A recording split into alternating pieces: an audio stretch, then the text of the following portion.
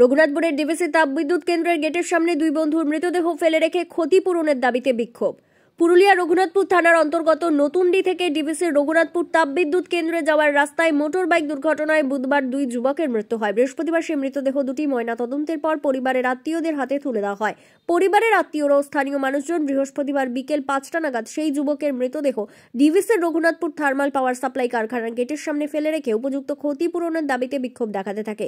খবর পেয়ে ঘটনাস্থলে পৌঁছয় রঘুনাথপুর থানার আইসি সহ বিশাল পুলিশ বাহিনী।